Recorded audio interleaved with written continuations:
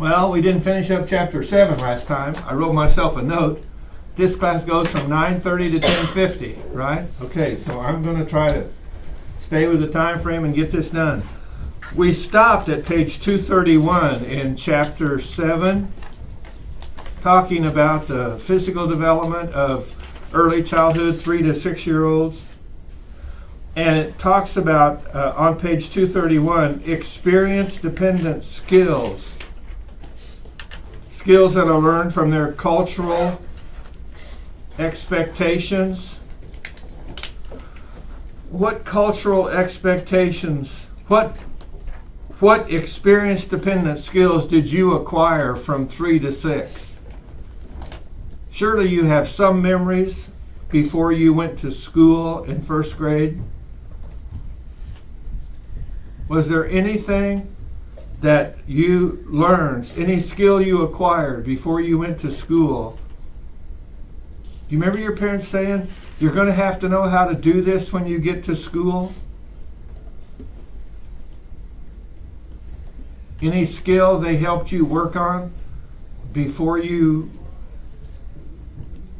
went off to school for your first year? And the year before they talked to you about working on that skill? None of you remember any? Well, good to have you here, Micah.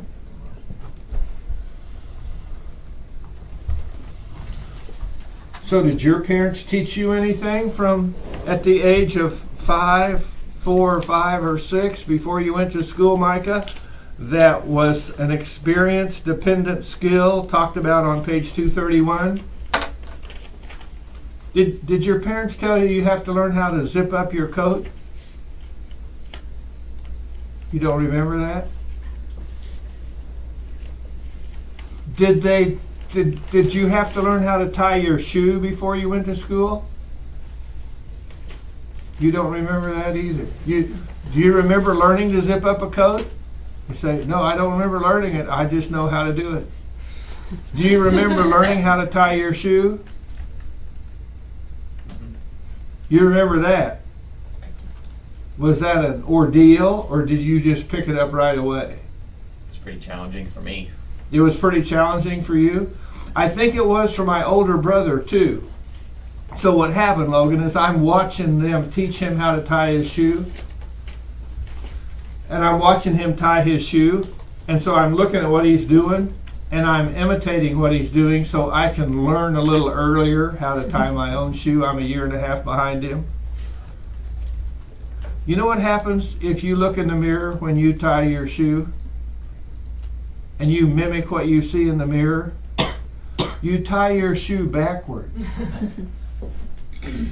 And I didn't even know I did that till somebody saw me tie my shoe one time and they go, what did you just do? I said, I just tied my shoe. They go, that's backwards. But I tried to change. I couldn't do it. I had learned this skill that was expected of us when we went off to school, to tie our shoes. And that was it. I'm stuck with it to this day. Page 232 says, children deprived of adequate stimulation fail to reach their full cognitive potential. Now, I don't know if you realize what that means. If God puts a little child into your care and you deprive them of the stimulation they need to develop all the ability that God has given them, then they're not going to reach their full potential. Now, I suppose down the road, something can happen in their life to where they can do the kind of things for themselves that would help make up for those failings on the caregiver's part. But you just need to realize how caregivers have a responsibility to stimulate these little minds so that they can become all that God intended them to be. What kind of environments are called enriched environments that help stimulate cognitive potential? Toys, books? Were you given more toys when you were a child or more books when you were a child? Or about 50-50? 50-50? I don't recall being given any books. And I wasn't given a lot of toys either. But it didn't matter. I was given some tools. You know what you can do if you have tools? Anyone know what you can do if you have tools? Build. You can make toys. And somehow, making your own toy seems to be more rewarding than just getting one out of a box. Have any of you ever made your own toys? None of you girls have ever had paper dolls that you had little cutout dresses to put on them? Did any of you say, I'll make a dress, I'll take this little cutout dress and copy it on paper and color it and make a dress? Did any of you ever do that? All right, so guess what? You did make some of your own toys. And which dress did you like best? The one that came in the book or the one that you made from scratch for your little paper doll? You don't remember? But you remember making some? 1, 2, remember making some? The rest of you said, nope, if it didn't come out of a book, you can't use it. It has to be a manufactured dress if you're going to make it for a doll. My 2 little girls wanted doll houses. What is that all about? So we go to the mall and start shopping around looking for doll houses. Have any of you ever shopped for a doll house? It is ridiculous what they want for them. And I said to my daughters, I'm thinking, girls, we can make one of these. And one of them said, Dad, you can't make these. You have to buy them at the store. I said, okay, mine might not look exactly like this, but I still think we could make one. Let's go pick out the kind you like. Let's measure the dimensions. Let's go home or let's go to the lumber yard and buy some wood. And I took them to the lumber yard to see where the wood comes from. And we bought the wood and the screws and the stuff we needed to put it together. Took it home, measured it, cut it out, put it together. And the daughter that said, I don't think you can make these, Dad. I think you have to buy them. She goes, whoa, this is so cool. And her friends would come over to play with her dolls and her little dollhouse thing. And she would say, my dad made this for me. And all of a sudden it became of more worth than just the ones you buy at the store. And then one time, I don't know which one, but one daughter said, Dad, that plain dollhouse you made is really fun, but could I have one of those fancy dollhouses? You know, the kind with kind of a Victorian shape and little wood shingles on the roof and that kind of thing. Have you ever seen one of those? Those really cost a lot of money. But guess what else? You can also buy them in a kit. So I ordered one in a kit, and I don't know how many hours we spent working on that thing together to try to put it together. But I'm just telling you that you need to give kids, okay, give them some toys, but let them learn to use tools to make some things. Give them some books for sure. I didn't get any books, but I learned how to handle books later. They need to hear voices. They need to listen to adult conversations. They need to listen to each other talking. We kind of need to sit down at the table and have a conversation once in a while, other than doing everything electronically. There just needs to be some voice and exchange going on. If you don't give your child some of that, you've probably deprived them of adequate stimulation. Reading to them, singing. Did any of you sing together with your family? Any of you have parents who sang with you? 1, 2. Oh, I feel sorry for the rest of you. You just missed out. This singing thing is so much fun. Have you heard the song Old MacDonald Had a Farm? E-I-E-I-O. And on his farm he had a restaurant, E-I-E-I-O, with a Big Mac here and a quarter pounder there, and here a fish, there a fry, everywhere a hot pie. You've never heard that song? How many have ever heard that song? My daughters. You have, Logan? Well, not that version. A different version of it. Did you guys make up your own McDonald's songs? Yeah. Is it cool? Is it cool taking songs and just making up new verses? You go, I don't think you can do that. I think the only people who can do that are the people who in the hymn books who write the hymns. No, you can make up new verses. And sometimes my daughters would say, Dad, is that a real verse or is that one you made up? And I said, you can't tell the difference. But I think sometimes we don't do enough creative stuff with children to help them tap some of their creative potential. Hugs, this is what the textbook is talking about. Hugs and cuddles and tickles and running and jumping and climbing. Uh-oh. I'll go for the hugs and the cuddles and the tickles, but let's not have this running and jumping and climbing. It's making me nervous. Well, if you don't give your child those experiences from the age of 3 to 6, you're going to deprive them of adequate stimulation. So figure out some way to give them some help with that.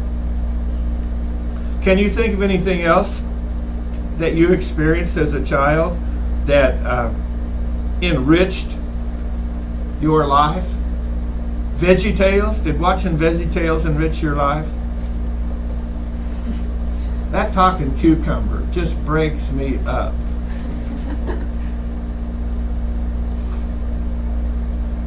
Before we had talking vegetables, we had what? Donald Duck and who was the other one? Or Daffy Duck and a rabbit. And they were always arguing over what was hunting season and which one of them, Elmer Fudd, who couldn't see very well, could hunt. Or little Bambi, thanks to Disney, prancing through the woods. Bambi doesn't go prancing through the woods. You know why you never see a little Bambi prancing through the woods? Because when the mother's not around, little baby deer lay almost flat on the ground, and their coats are so spotted or camouflaged that you could step on one without seeing it. Have any of you ever seen a little baby deer hiding in the wild? You can be 3 feet away from it and it'll just sit there. Don't touch it, just leave it alone. Page 234 talks about motor development and physical activity. Isn't it pretty obvious that you need physical activity to refine your motor skills? You need to be doing things, walking, running, climbing, pedaling, throwing things, catching things. So, do any of you remember the first time someone threw a ball to you, and did you catch it the first time or did you miss it? Missed it or caught it? Who caught it? Who missed it? So did you just say, forget it, I'm not ever playing ball again? Or did you keep going back and forth till you figured out how to catch it? Hopefully they were not using a hard ball. Don't play catch with little kids with golf balls. That is just not smart. Buy some of those little foam things that can't hurt anybody if they hit them in the mouth. Golf balls are for adults, not for little kids to play with. Well, I don't know. Well, yeah, but we're talking about 3 to 6 year olds. Later on, my older grandsons, they said, Poppy, can we go hit golf balls out in the pasture? And I said, sure, why not? And I went to the thrift store and bought some little short golf clubs and took them out there and let them and I'd buy golf balls and bags when it was on sale, and then take them out there and they would whack them out in the pasture. And then after I'd mow the grass, they'd go pick them up and whack them out there again. Catching, running, kicking. I think a lot of parents let children quit too early developing some of their motor skills. That they should not so much push them, but just keep encouraging them, keep working with them till they get it. So it's the idea that the more success you have in life doing anything, the better attitude you have about approaching life's problems and approaching the future. So think about, if I'm going to give this child an enriched environment, I'm going to give them a lot of opportunities to acquire skills and learn to do things. And that means we're just going to practice, practice, practice. And keep helping them till they get it figured out. The fine motor skills, putting your shoes on. Do all of you like tying shoes? Or do you dislike tying shoes? Or do you not care about it one way or the other? Don't care.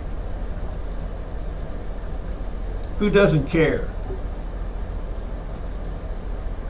See, I go, how could you not care about that? I get so sick and tired of tying shoes. That's why I probably should start wearing tennis shoes to school, because with tennis shoes you can tie them once and then you can just slip them on. You know what I mean? You don't. Do any of you have your tennis shoes tied so you only have to put them on one time, and you don't have to do it over and over? But my dress shoes, I have to tie them every day I come to school. And every time I do it, I'm reminded I do it backwards, and I can't fix that. Maybe that's why I like my other shoes better. Trying to button things. Boy, the other day, I had to put on a shirt and I was trying to get the sleeves buttoned.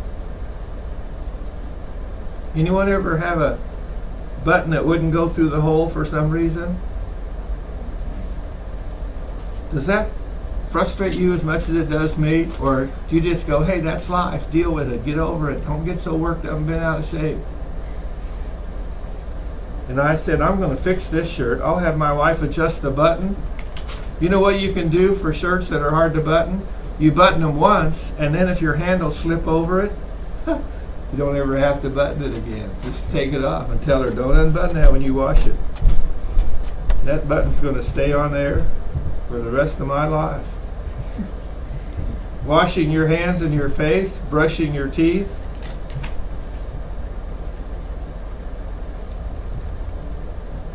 So how do you brush your teeth? Take your toothbrush, you put some toothpaste on it, and then do you go back and forth or up and down or around and round? Round and round?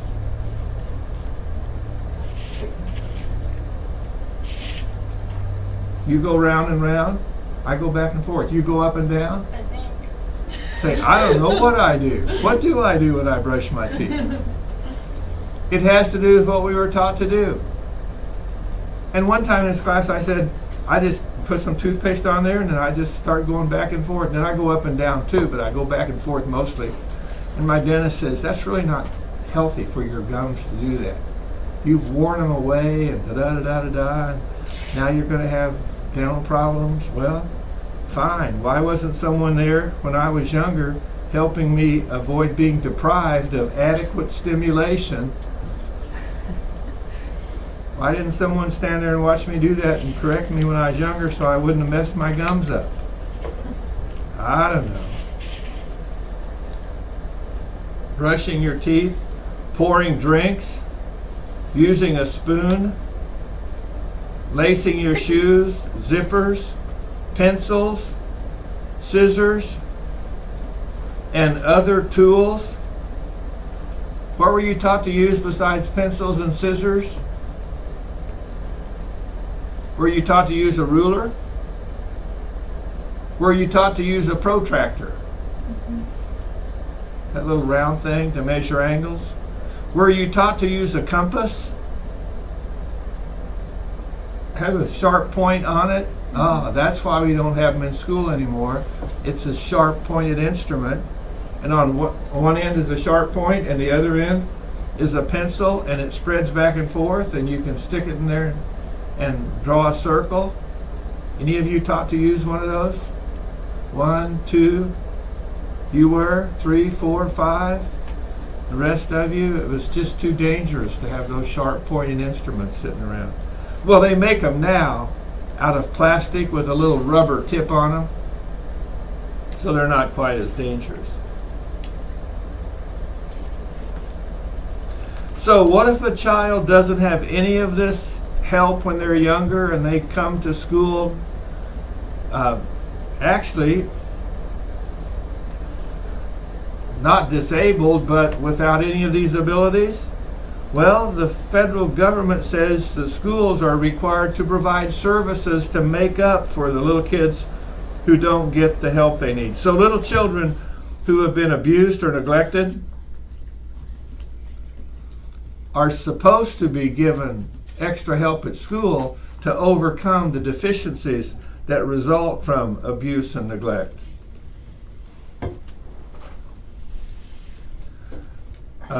If you ever have to work with abused or neglected children, the textbook says on page 246 that the effects of abuse are often aggression, hostility, violence, and crime.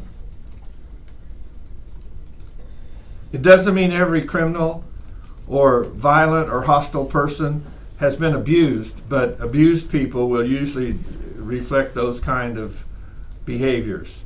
And neglected children have language delays, are withdrawn, have poor impulse control. And basically, what do you do to overcome this stuff? You provide extra help for them early in their lives to, when they come to school, to try to make up for what's missing. And most often you can help them make up for what's missing. Chapter 8. Cognitive development in early childhood. Well, I think I said the last time when we talked about their development is they go from 200 words to 10,000 words. At age 2, they know about 200 words. By age 6, they know about 10,000 words.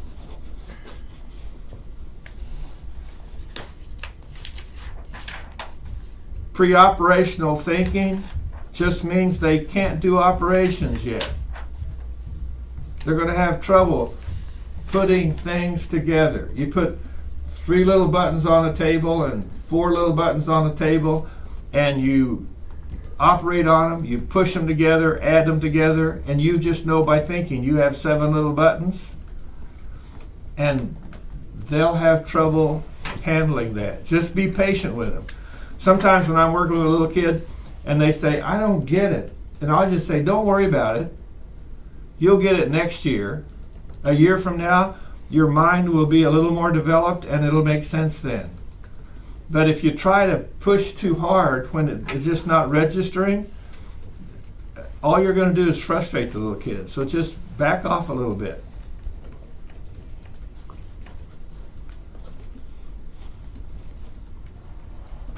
Page 260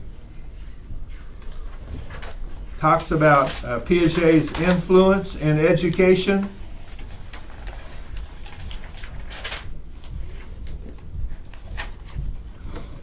I think one of his contributions was this thing about concentration, where children focus on only one aspect of something at a time, so you're not going to get them to put the whole thing together.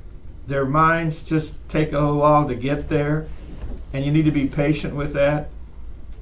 They need a lot of interactive, hands-on kind of curriculum materials, that when you're constructing stuff in your head, if you can see it and touch it and talk about it. And I think some old Hebrew education even would have them taste it, like they would use foods to teach things, and then after they had learned the lesson from doing this stuff with the food, they would eat the food that they were using to teach the lesson with. And I think there's something to be said for that. I've actually tried that a few times with some little kids when I'm trying to help them understand fractions. And who wants to study fractions? And then when I bring in a bunch of apples and those little apple things to go, whoop, it's like, okay, what did we just do? We just cut this apple into how many pieces, and we count them. And then everybody's going, are we going to get to eat these? I said, as soon as we've learned the lesson on fractions. And it seems like people are a little more motivated. I'm surprised how I could sit down at a table with a little niece or a nephew who was having trouble in math.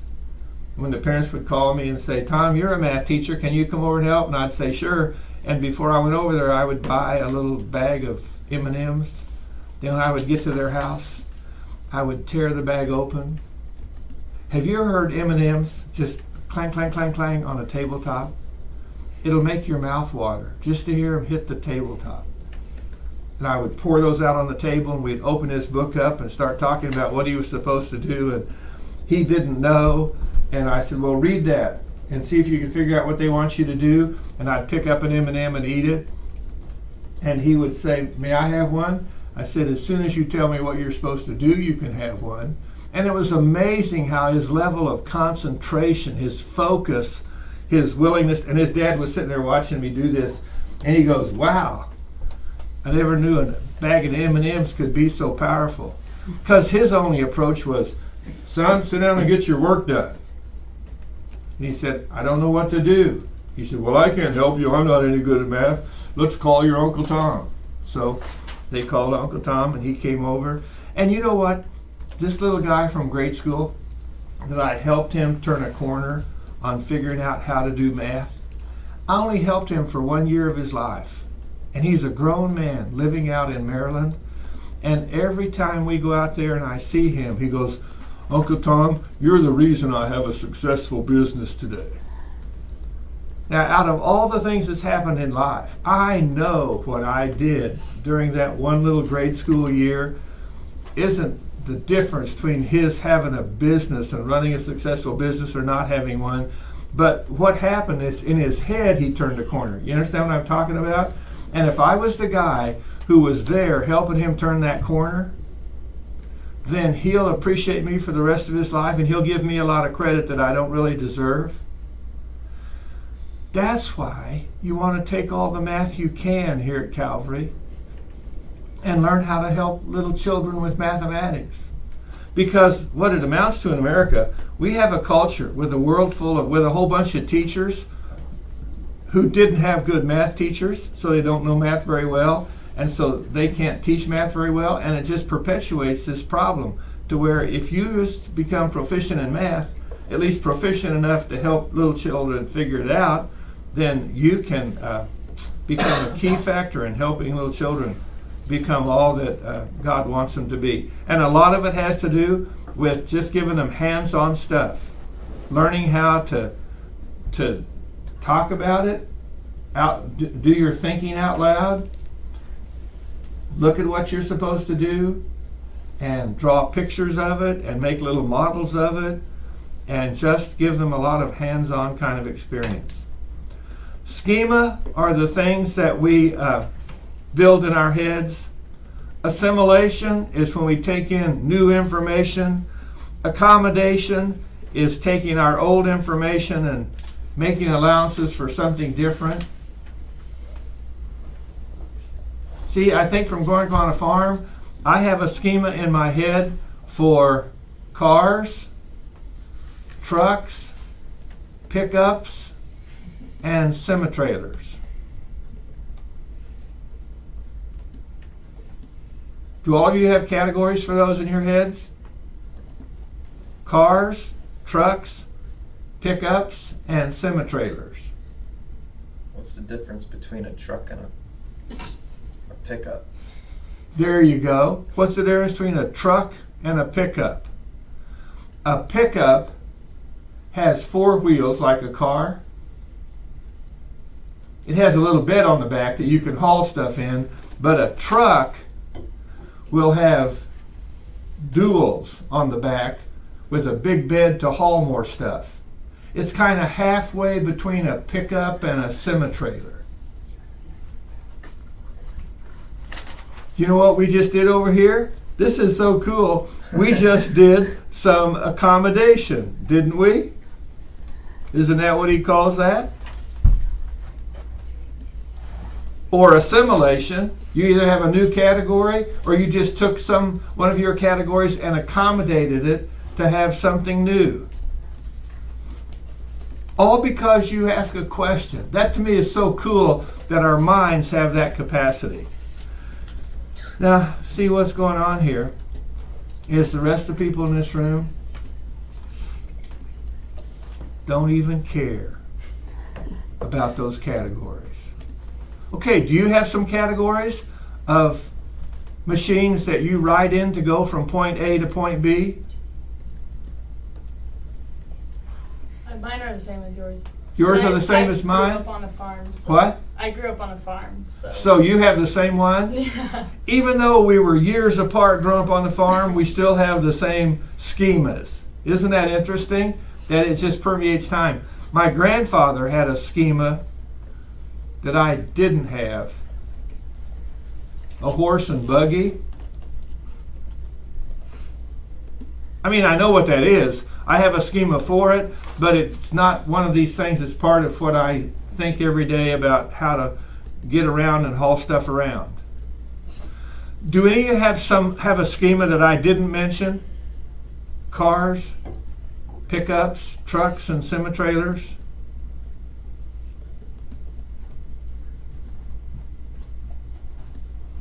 Do all, what? Vans. Vans. Yeah. Vans.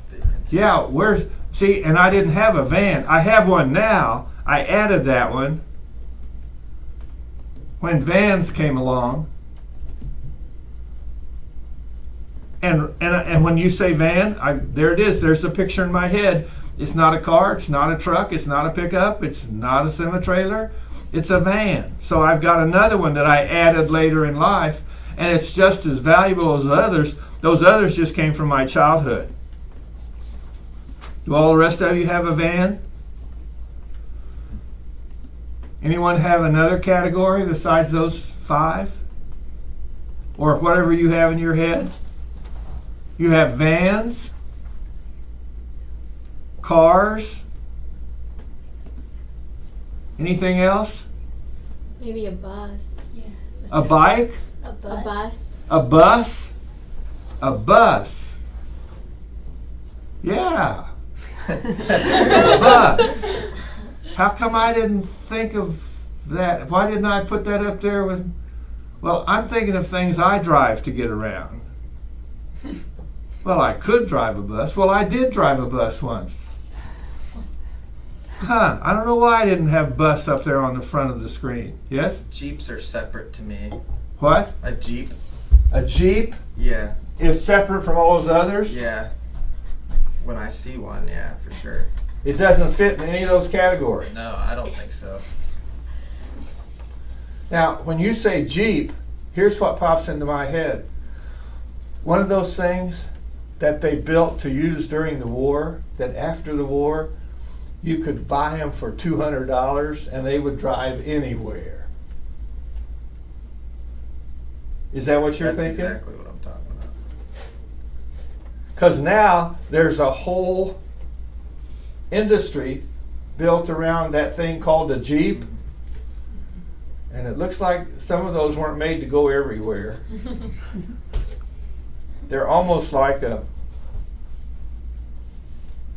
See, I don't even have a picture of this in my head. All I have is a label for a category, and I don't even like it. It's called SUV. What is that, a SUV? I mean, a car and a truck and a bus and a van, they all have a name. What is an SUV?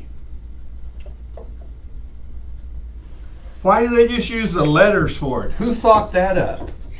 Because sports utility vehicle is too long to say. Sport utility vehicle. And I hate them.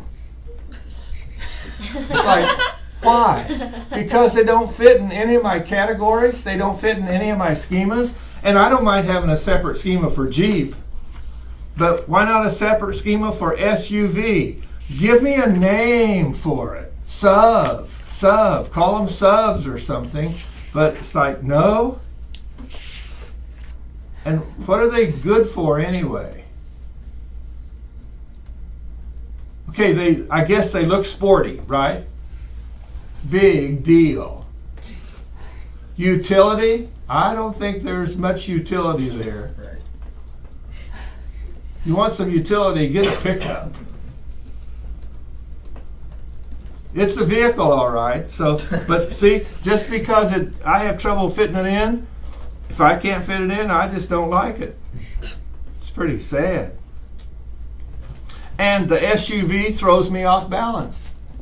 And I can't regain my equilibrium by coming back to finding someplace to put it. And I'm looking at all these popular cars today where they look almost like a van, except they're chopped off right behind the back wheels. And I'm thinking, what a waste. They could have made it just a little longer, put an extra seat in there and had plenty of storage, and it just would have been a minivan or something. And then I find out we have a relative comes over to visit, and they go, "Did you see our new SUV?" And I said, "Oh, I thought you just got a new van." "Well, that's not a van." And all of a sudden, SUV drivers think somehow what they're driving is just a few steps above a van, and who would be embarrassed enough to drive a van? I'm thinking, what? I don't know what's going on here, but something's happening. Vygotsky on page 265, how did he influence? But do you understand that when you look at the way Piaget talks about these schemas and assimilation and accommodation and disequilibrium, when I give some kids some new information, little children, and they go, Poppy, I'm going, okay, what I just did is I threw them off balance. And I'm going, well, okay, it's no big deal. And then the next day I can say the same thing. You go, I don't think so, Poppy. I said, well, it's no big deal. Don't worry about it. And you realize if I say the same thing to them 5 days in a row, by the end of the week, they don't even realize that their brains have done some accommodating to where they're now accepting information that their first reaction was, So when people have a strong negative reaction to something, just give it time to soak in. It's just part of human nature to have that strong negative reaction. And to be thrown off balance. And of course the other thing you do when you're thrown off balance, if someone gives you a new thought and it throws you off balance, the way you avoid being tipped over is you go ha ha ha ha ha, and you laugh your way back to equilibrium. That's why when people tell a joke and the punchline is so bizarre, it throws you off balance, so you go ha ha ha ha. If you want to try something just for fun as an experiment, knowing that that's the basis for what makes people laugh at a joke, while people are telling the joke, run your brain 90 miles an hour, thinking of all the ridiculously bizarre punchlines they could come up with. Then when they announce their punchline, you go, yeah, that would have been a good one. And then you're not caught off balance because you're already out there in that field looking for potential punchlines. The sad thing is that doing that messes you up for laughing at your friends' jokes, and then they all get offended. Wasn't that funny? I'm going, yeah, it was funny. Well, why didn't you laugh? Well, because I knew kind of where you were going with it. Well, that doesn't seem right. I'm going, well, pardon me for thinking. But somewhere years ago, I just did some of that stuff. Vygotsky on page 265, how did he influence education? This is a guy from Russia. He was having an influence in Russia before the Iron Curtain fell, and then when the wall came down and his ideas were brought to the Western world, people go, wow, he's got some good ideas. And what he said was, give children challenging material along with helping them master the material. You give them something challenging to do, and then when they say, I can't do that, you say, I think you can if I help you, and then you start helping them along the way, and you kind of help them step by step, and he calls that scaffolding. simplifying difficult parts into little steps where you just scaffold them up there. And as you help them with each of the tasks, they eventually get a handle on it. And you talk them through the task, and you give them reminders. And his ideas are very valuable. And a lot of what he did, of course, this is just kind of part of the Russian system, is that kids help each other a lot because it's very, a socialistic kind of approach. So consequently, working together came out of Vygotsky's influence too. Children working together to help each other. Probably the most help little kids can give each other is when somebody's doing something and another little kid, you hear a little kid say, "How did you do that?" And he goes, "I don't know." And you say, well, think out loud. And do what? Say, well, talk through what's going on in your mind. Verbalize the thoughts you're having while you're doing that. If you can get little kids to verbalize their thoughts, you can get them to, other kids to, oh, that's what they're doing, and they'll pick up on it. But you can also, if you help a kid to verbalize his thoughts, like I was helping a kid work a math problem, and it's just like, what did you do? He said, I added 4 and 3. And I said, and what'd you get for an answer? He goes, 6. I goes, well then what's 3 and 3? He goes, 3 and 3 is 6. I said, well, would 4 and 3 be 6 too? He said, no. And see, I threw him off balance, so now he's upset. He goes, well, 3 and 3 is 6. So 4 and 3, and watch what he'll say, must be 7. Must be 7. 4 and 3 is 7. But see, since he said it was 6, we're too proud to admit that we were wrong, so we just kind of hold on to it for a while. So give him a little bit of time to let go of his pride so he can move on from there and deal with the truth.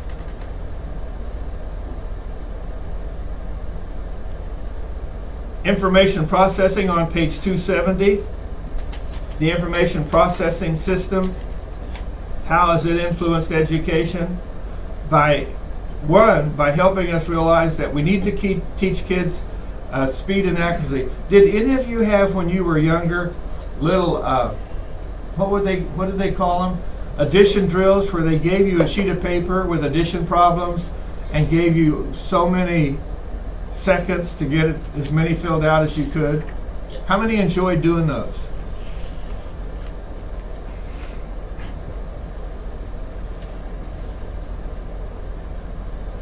I'm the only one with my hand up for the people online. Did you like them? Ah, see? There's one more person with some. Yeah, but she goes, I hate to admit it. I mean, it just makes me seem so weird. Because I'm so different. Yes, we're special. We're special, not different. And it is true. If God gives you some mathematical ability, He has some special purpose in mind for that. And so let God have His way and do whatever He wants to do with your life in terms of your mathematical abilities. But most people didn't like that. And I loved it when the teacher would line us up and have us go to the board in competitions. Why did I love that? Because you won. Because I won all the time. That's why. And it wasn't until I became a teacher that I developed a real sense of empathy for all the people that I used to beat at the board in those math exercises. And thought that probably wasn't a good thing for the teacher to do. If anything, the teacher should probably have the contest with me being the referee. You follow me? Instead of letting me go up there and just beat everybody up mathematically. It just probably wasn't a very good idea. But speed and accuracy. The one I think all of you need to work on, improving your speed and accuracy, are your keyboarding skills.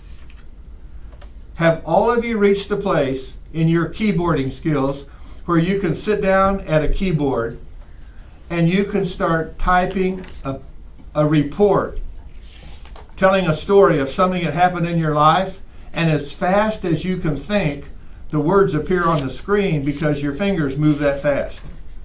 You can do that? I mean, the day that happened, you do remember the day that happened, that you go, whoa! This is going straight from my mind to the screen through my little fingers. That was a powerful moment, wasn't it? Yeah. Anybody else can do that? I mean, it's powerful, isn't it? It's just like, wow. And I see 2 more hands going up. Okay, if the rest of you aren't there yet, guess what?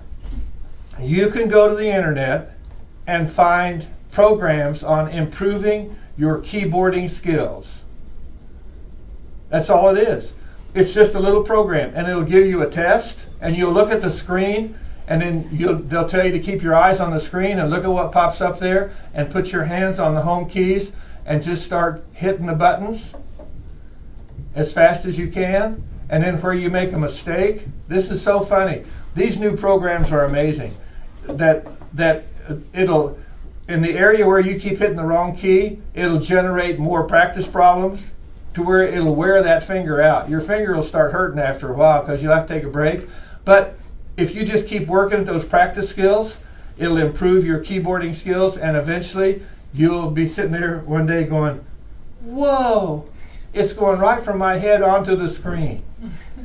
And I think personally, this is one speed and accuracy skill that everybody ought to be given an opportunity to acquire. And years ago, when we went from teaching typing at this school, when the internet came along, and we had to teach keyboarding skills, they asked me to teach that class because I taught typing in high school, and I said, sure, I can do that. So they filled the room up with computers. People came in there, and all of a sudden I realized people didn't know what the home keys were and where to put their fingers. And back then, there wasn't an internet with programs like that. I had to go to a company and buy a whole bunch of discs and give everybody a disc where they could have their own personal tutorial, keyboarding tutorial that they would put in the machine, and they would take it home with them. And I said, it's yours to keep. I think I paid $1 a piece for them, and said, it's yours to keep so you can keep working on, because if you're going to really become proficient in the computer age, you need to develop your keyboarding skills. And once you reach that level, then it doesn't matter. That's as far as you need to go with it. It's a beautiful thing. And I'm pleased to see that many people raising their hands that you've acquired those skills. The rest of you, just get on the internet and do a little bit of work. Because now what happens, the people who can do that, if you go, okay, let's put our hands on a keyboard, pretend, and start typing. There is a place. Which key did you hit with which finger? I don't know. Because it's called automaticity. It becomes so automatic that you perform the skill with little or no conscious effort. And it's a cool thing that God has built us with that capacity. The other thing that information processing has given us is attention. And focusing on being attentive to what's happening without being distracted. I mean, the computer's, something's running on your computer, a program's running, and because we use computers a lot for information processing, and a siren goes by outside and the computer doesn't stop. What was that? Was that a fire truck or an ambulance? And see, my thought is, who cares? Stay on task. It's like, well, I don't care for the task. It's math class. I'm more curious about the siren that went off. Have you ever noticed how many times in church, just about the time the pastor is to make some kind of big point, a siren goes by, and all the people, they look at the wall. You can't see what's going by. You don't know whether it's a fire truck or an ambulance. The blinds are pulled. Why do they look over there? We're so distractible in our society. We're so distractible. And I think the information processing approach has said, let's help people learn to focus their attention, to try to avoid being distracted by what's going on around you. I mean, I'm driving down the road and I'm going, what was that? And I turn my head just long enough to see what it was, and what do I hear? Brrr. What is that noise? You've never heard that before, driving down the road? Brrr. What is that noise? The rumble strips. What? Isn't that what you call them? Rumble strips? You go on the little... Yeah, along the side of the road, somebody went along there with a machine that's about this wide and made a little washboard kind of effect along the side of the road, so that if you drive into it, it makes this loud noise to wake you up. You know, when I was your age, they didn't have those on roads. The guy who thought that up ought to have a Nobel Prize. I mean, really, think about it. No one ever did that. So the only way I knew I had driven off the road by being distracted was when I was down in the grass, which it's too late. Now you're down in the median flying around. Or I had hit the gravel. I mean, you understand? It was a dangerous thing to be distracted. And today, I just think when I'm driving down the road and I hear a car hit that rumble strip, or I hit it myself, and I'm thinking, wow, whoever thought this up just saved another life. Just saved another life. Just saved another life. And I'm going, where's his Nobel Peace Prize? Those Nobel people, I think they must have a political agenda, because they're sure not looking out for the people.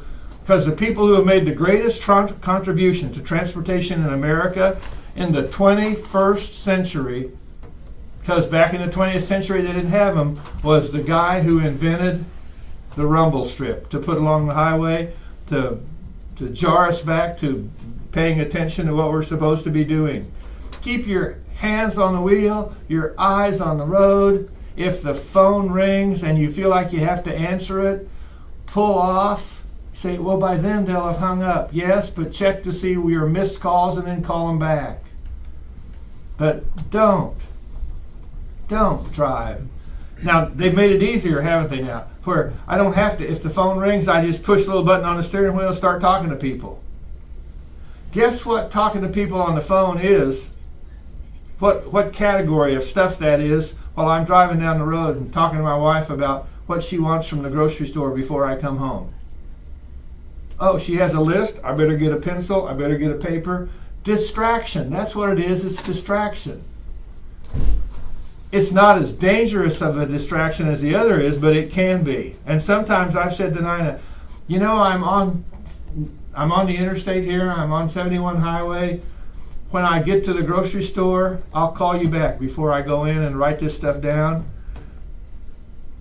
See, I've gone a long time without an accident. Do you know what that means mathematically? I'm an accident looking for a place to happen. And it's been a long time since I had a near miss. Whew. And how long's it been? I don't know, but another near miss is coming. And if you're not paying attention and if you're a little bit distracted, that near miss is going to turn into an accident. Metacognition is just getting people to think about your own thought processes. I don't know why we are reluctant to think about our thought processes. I mean, which would you rather have? A car? A truck? A Jeep? An SUV? A van? Pick one. You go, I don't want to pick one. Well, pick one anyway, because I just told you to. It's called a forced choice kind of exercise.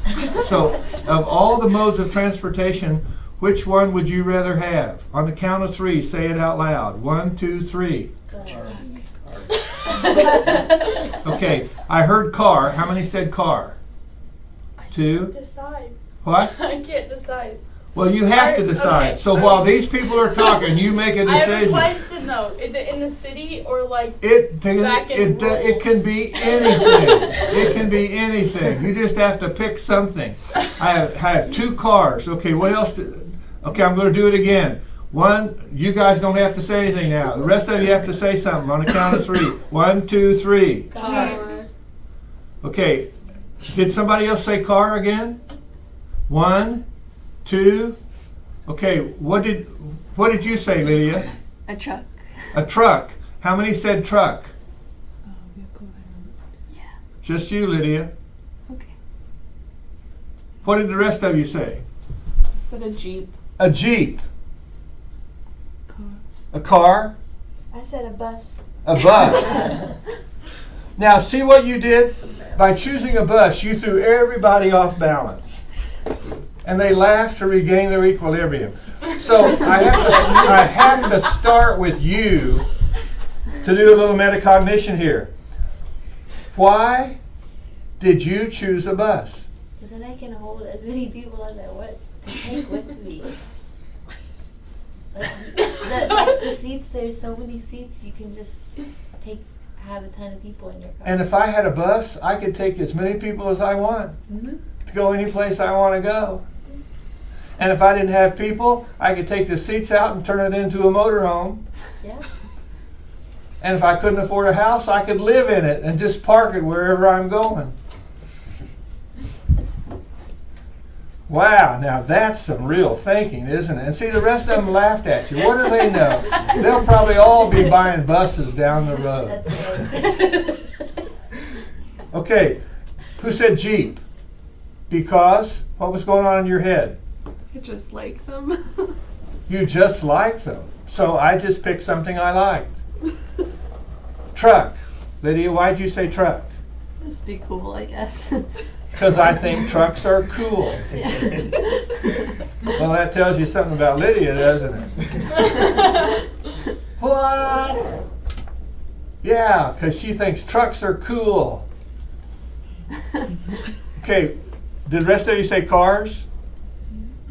Why'd so many of you say cars? good gas mileage and you can park it better. It's what? It has good gas mileage and it's easy to park. Oh, so I said car because of the gas mileage and it's easy to park. Anybody else? Why'd you say car? Why'd you say car? Everyone has cars. Because everyone has cars. I mean, Cheaper than a truck or a bus. And Hannah, why'd you say car? I don't know what car. I want a bigger car, but I don't know if it's technically a car, so I just went with car because that's what I have now. Well, what kind is it? The one that I want is like the size of a Ford Explorer. No, Ford Escape. A Ford but I don't know if Escape. you'd count that as You want a car. Ford Escape? You want a Ford Explorer? Not the Explorer. You want the Escape? Yeah, the size of that because it's bigger, but it's not huge. Is it like Yeah, a see? crossover? When yeah, she it's like a says, mix between a car and a SUV. Where it's big, but it's not like humongous. So I see, can't- when she says, I don't want an Explorer, I want an Escape. And I'm thinking, I don't even know what I'm talking about. I don't know the difference, but I just know both labels. But I don't have anything distinguishing features because I don't know that much about them. But it was clear in her head, no, I don't want an Explorer. That's too big. I want an Escape. And now it makes me think, I better go see what an Escape looks like and how much bigger an Explorer is than an Escape. But you see what's going on? You just think about your thought processes. Why did I think that way? See, I'm like you. I'd like to have a bus. I said to my wife one time when we went fishing, and when it got dark and it was time to quit fishing, I said, you know, if we were pulling this boat with a van, we could just turn the seats into a bed and sleep right here and then get up the next morning and catch some more fish and then go get something to eat. But I said, instead we're driving a truck, so it looks like we're going to have to go find a hotel. So we leave there and drive around till we find a hotel. And we're checked into the hotel, and I'm laying on this comfortable bed, and my wife's taking a shower, and she goes, I don't think we want to get a van. I said, there's a lot of trouble finding this hotel. She said, it would be a lot of trouble sleeping in a van. I would rather we go to the trouble to find a hotel. And I thought, you know what? If she's willing to go fishing with me, so be it.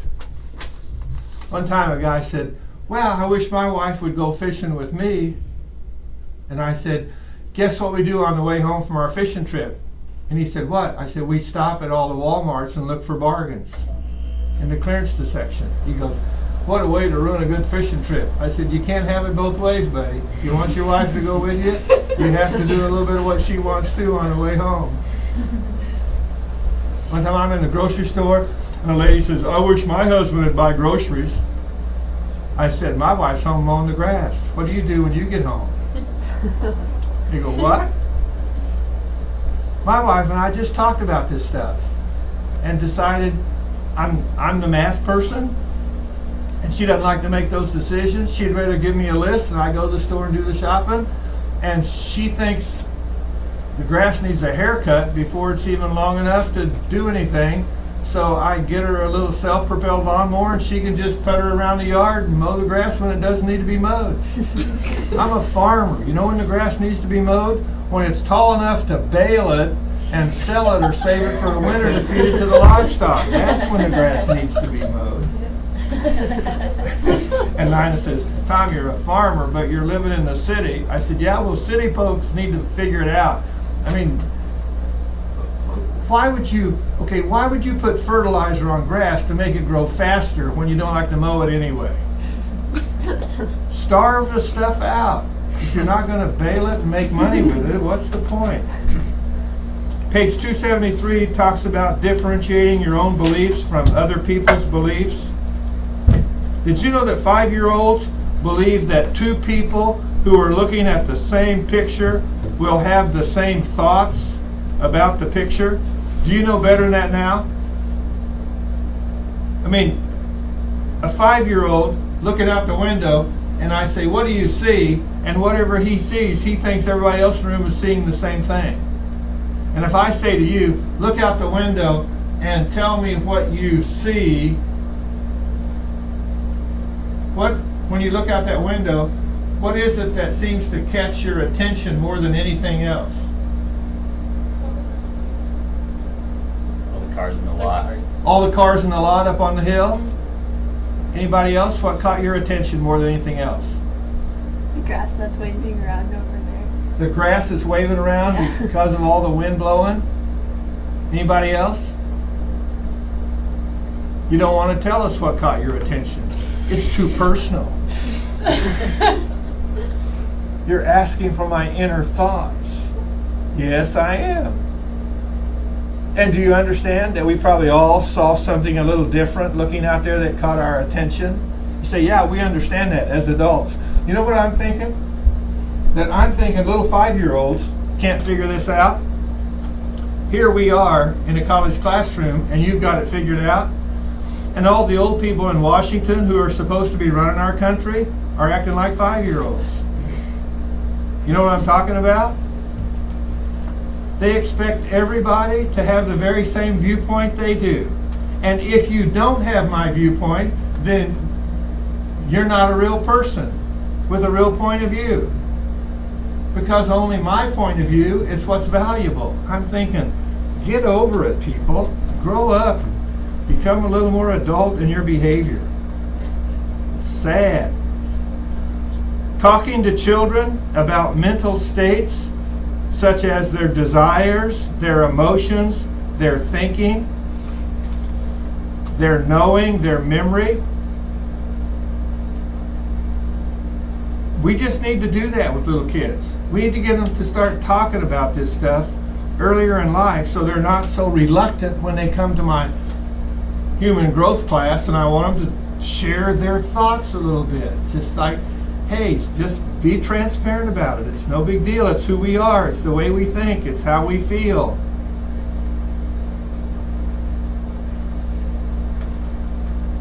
Understanding helps develop cognitive skills. Understanding helps develop cognitive skills. Do you understand what was going on? Yeah, now that I do some metacognition and think about what I was thinking, it helps me understand what was going on. And it helps me understand that other people think differently about it. Page 274 to 277 talks about language development and expanding vocabulary and learning grammar. What is grammar? Rules for forming sentences.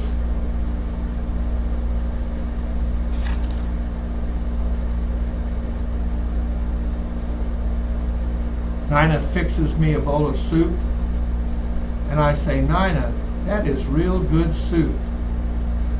And she goes, really, Tom, that's really good soup. I'm going, well, see if I compliment this woman anymore. She's going to correct my grammar every time I tell her soup is real good.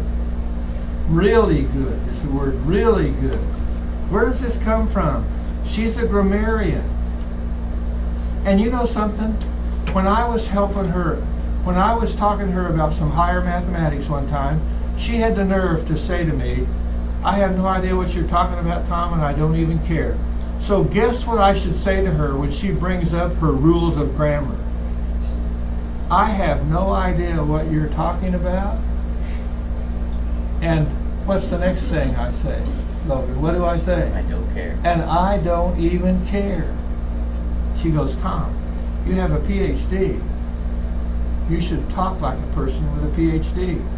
I said, if I have a PhD, I don't need to talk that way anymore. I can talk any way I want. Ain't that right? Oh, no. What did you just say? Ain't. Yeah. It's like, oh, you're not supposed to say that. Who made that rule? Okay, but you understand? But Proverbs has a word for me. Since I'm not very proficient with all the rules of grammar and I don't even care about them, I have to keep my mouth shut if I want to be perceived as wise in new situations. Because if I say something, I'll probably mispronounce a word. And then find out that I'm not politically correct anymore. I go off to a convention somewhere, and this lady, I said, the girl at that table over there told me to come over here to see you. She said, the woman. And I said, what? She said, the woman at that table over there. I said, whatever. She told me to come over here and see you. Boy, when I said whatever, she got all bent out of shape. Are you women offended if you're called a girl now? If I'm offending somebody when I say that, but I have daughters and granddaughters, and I refer to them as girls.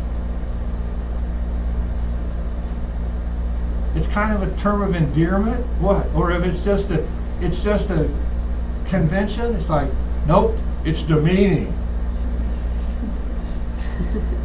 Hey, I'm thinking, ladies.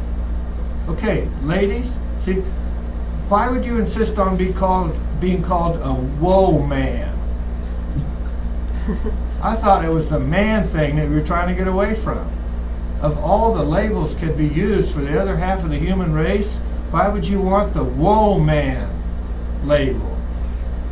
Why not the lady or the girl? I don't know what those political people are thinking, but boy, I sure get in trouble with them. So when I go to conventions, I just try to keep my mouth shut, knowing that probably whatever I say is going to get me in trouble with somebody, somewhere. Touchy people out there. Learning the social rules of discourse. Taking turns talking to people. don't interrupt people when they're talking. Yeah, but just while they were talking, I had this brilliant thought, and if I don't interrupt them, my brilliant thought will evaporate. If it was brilliant, do a little metacognition here. If it was a brilliant thought, it probably won't evaporate. If you're thinking you only had one brilliant thought in your entire life and this is it, then write it down and save it till after they're finished talking. But don't interrupt them. You know what happens when you interrupt people when they're talking to you? They're not listening to what you have to say. They're thinking, metacognition, they just interrupted me. That was rather rude. They weren't even listening to what I had to say. They just wanted to tell me whatever they're saying. And while I'm having all that go on in my head, you can see their mouth moving, and you're not even listening to what they're saying. I think we've developed a culture today where we don't listen to each other as much as we just take turns talking. And we assume that when we're talking, everybody's listening. When in fact, when we're talking, probably very few people are listening. If we haven't developed the habit of listening to other people quite frequently before we get there. On page 276, the textbook gives some suggestions for parents. In fact, I know we're almost out of time here, but I'm going to give you a copy of this. Here's why. It says suggestions for parents on facilitating language development. If any of you know someone who's a parent, I want you to give this to them. You've got it in your book, and if you want to keep it, you can scan it and put it on your computer. And for the people online, I'll scan this and upload it just so you have it. I said that, so now I'll make it a point to put one in my pocket and make sure I do it. But I just think when you look over these suggestions, I think there's a whole bunch of parents that could enrich the lives of their children if they would follow those suggestions. Early childhood educators, on page 280, early childhood educators talk about all the things that children need to do to get ready for kindergarten. Obviously, their chronological age is part of it, but then are they physically healthy? Are they well nourished? Are they able to get around? But number 3 on the list on page 283 is, do they have good verbal communication skills? And that's what I think this handout is. You want to say to your parents, I don't mean to offend you. I'm just giving this to you because you need this to help get your child ready for kindergarten. And these are the kind of things we need to do. And the reason I want you to have this list here is look at all the things on here that it's asking a parent to do that most parents aren't inclined to do. Like under the first category, be an active listener. A little kid starts telling you a story and they run around the barn 3 or 4 times. Then when they stop talking, what do you say? Tell me more? But you understand, if you want to facilitate their communication skills, just encourage them to elaborate on what they're talking about. Be a good role model in terms of listening to them if you want them to learn to listen to other people. Talk about events in your child's life. Be supportive. One time when my daughter first got married, I said, her husband came to me and he said, Dad, he called me Dr. Bonine at the time when they were first married, and he said, Dr. Bonine, I would appreciate it if you didn't use my wife for illustrations in your class anymore. I said, okay, I can do that. She's your wife now, I'll honor that. Then guess what I found out? He was teaching a Sunday school class and he was using me for an illustration. And some student came to school and said, hey, I was in your son-in-law's Sunday school class and he said this and this about you. I said, aha. Next time I saw him, I said, hey, guess what, son-in-law?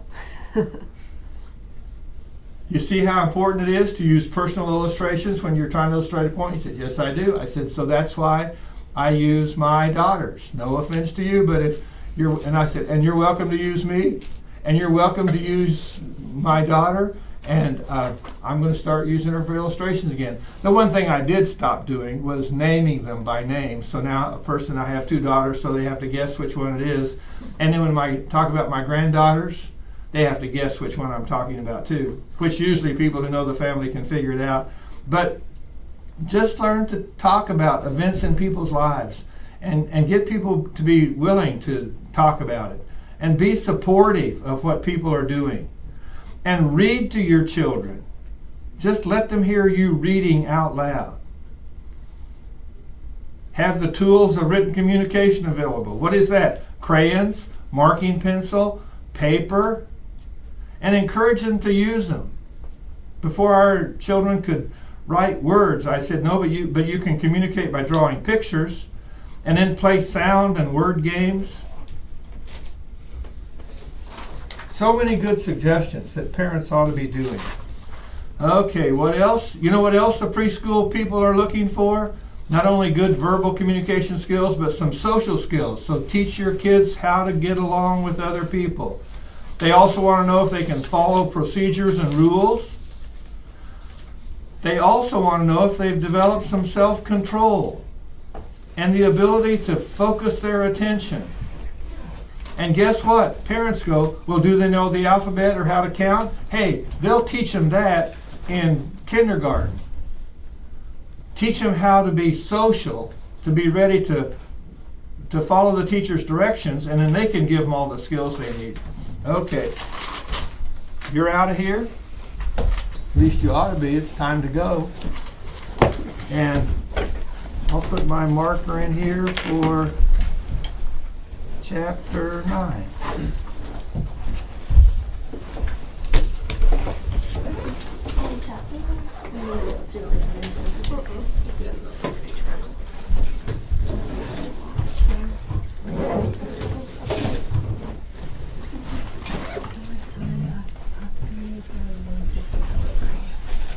Seriously? That's awesome. That's so great. Wow. You really gotta start working on your license. We don't have class on Wednesday because it's day of prayer, so I'll see you on Friday. Bye. Have a nice week.